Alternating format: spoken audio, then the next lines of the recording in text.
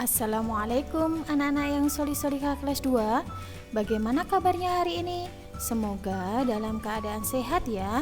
Masih bertemu lagi dengan Ustadzah Dian di sini.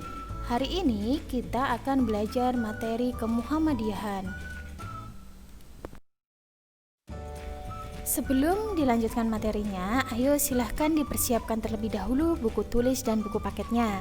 Hari ini kita akan belajar tentang disiplin dalam beribadah dan disiplin dalam belajar. Yang pertama, di sini Ustadzah akan membahas tentang disiplin dalam beribadah terlebih dahulu ya. Ibadah sholat dikerjakan 5 waktu dalam sehari. Diawali dengan sholat subuh sampai diakhiri dengan sholat isya. Sebelum sholat harus wudhu terlebih dahulu. Jumlah rakaat sholat, subuh 2 rakaat, duhur 4 rakaat, asar 4 rakaat, maghrib 3 rakaat, isya 4 rakaat. Jika ditotal jumlahnya adalah 17 rakaat dalam satu hari. Ustadzah, apakah boleh ditambah dengan sholat sunnah? Boleh, bagus sekali. Silahkan ditambahi dengan sholat sunnah yang biasanya kita lakukan. Anak-anak, menjalankan sholat tepat waktu merupakan sikap disiplin dalam beribadah. Menjalankan sholat berjamaah ketika di sekolah maupun di rumah. Memberikan kultum harus dilaksanakan dengan bersungguh-sungguh dan semangat.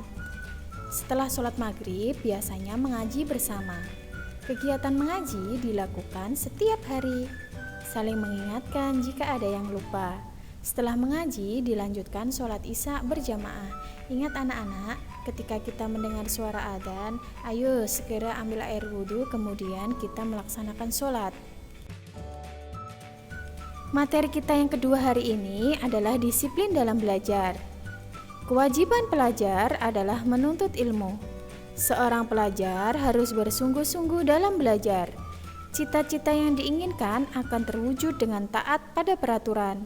Tidak bermalas-malasan bila waktunya bersekolah. Menyiapkan keperluan sekolah pada malam sebelumnya.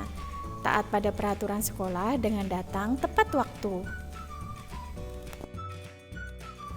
Anak-anak, ketika di dalam kelas kita juga harus menaati peraturan ya.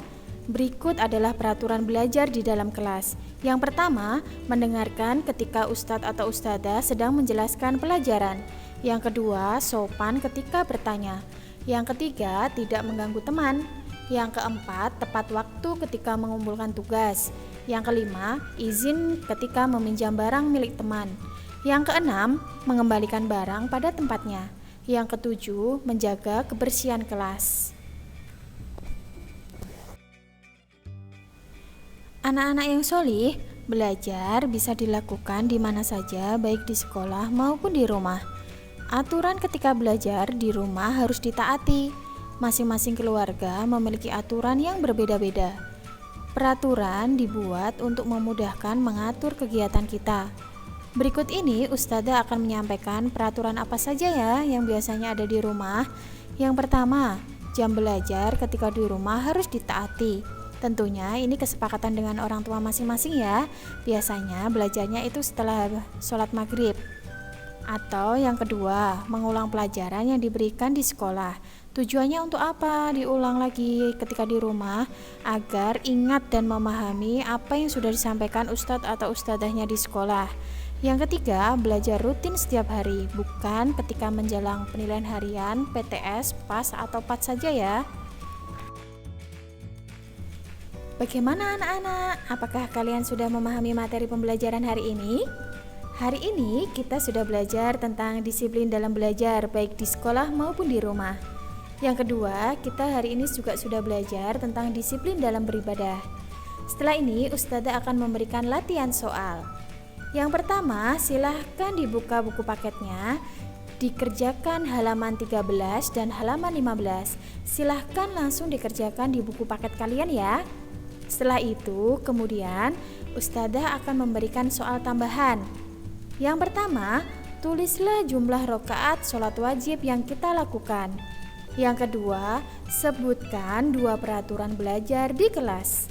Yang ketiga, sebutkan 2 peraturan belajar di rumah. Silahkan soal tambahan ini ditulis dan dijawab di buku tulis KMD kalian ya.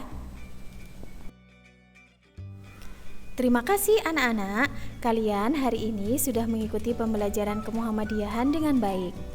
Jika kalian mengalami kesulitan, silahkan diputar kembali video ini atau bertanya kepada saudara, ayah, atau bunda. Tidak ada yang tidak mungkin jika kalian mau berusaha. Semoga kita bisa bertemu kembali pada pertemuan selanjutnya ya. Wassalamualaikum warahmatullahi wabarakatuh.